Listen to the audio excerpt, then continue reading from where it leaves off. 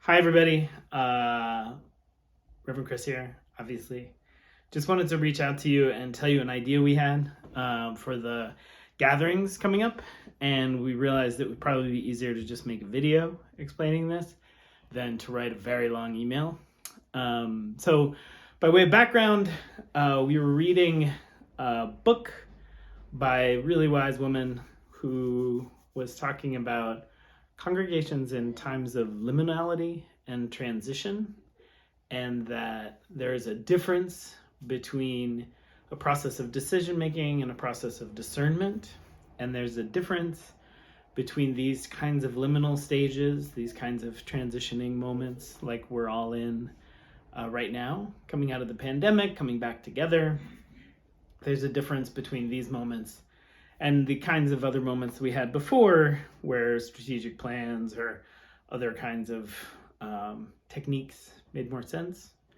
Anyway, so one of the things that we did with the board actually recently that ended up being really beautiful and I thought yielded a really wonderful conversation was we set up a walking meditation little process in the sanctuary. And we had, if you imagine the sanctuary, sort of the four corners, the two back doors where you come in, and the two front corners where the piano usually is and the choir is on the way out. Those four corners, we put four small tables.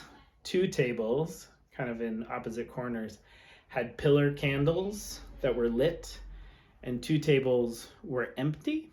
And everybody got Christmas candles. And there was a little piece of paper on each of the tables. And the walking meditation, we filled the room. Everybody was walking all slowly, kind of meditatively. When you came to each table, you had a specific task. So when you came to a table with the candle lit, you lit your candle, and then you kind of walked holding the light. And one of the tables with the lit candles invited you to ask yourself the question, what does the world need from First Church in the next 5 to 10 years? And then you walk in meditative walking to the next table holding that question, what does the world need from First Church in the next 5 or 10 years? And then you came to the empty table and there was an invitation to blow your candle out and then walk to the next table, repeating to yourself, don't know, don't know, don't know. And then the next table with the candle on it, you lit the candle again. You had a new question, which was, what is my heart's desire for First Church in the next 5 to 10 years? And then you walk to the next empty table with that question. And then you come to the empty table, you blow the candle out.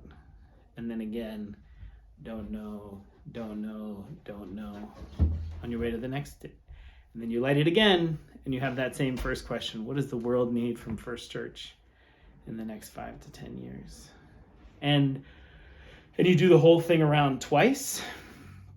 And then what we did was had people pair off and shared their answers. Shared a little bit about the process, but mostly shared their answers to those two questions. What is my heart's desire for First Church in the next 5 to 10 years?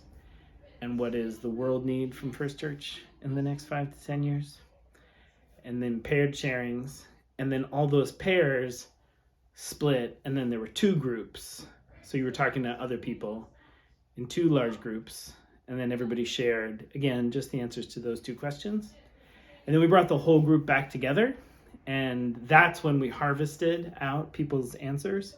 So we had two facilitators with, piece of paper on the wall, and we harvested out. And there was a really rich conversation, and lots of interesting feedback came from it. So anyway, we were sort of thinking inviting people to do that process. We can have it set up. The whole thing would take an hour. And I thought it was really rich and something kind of new. So anyway, lots of love to you all, and we'll see you real soon at our meeting in just a couple days. All right, bye.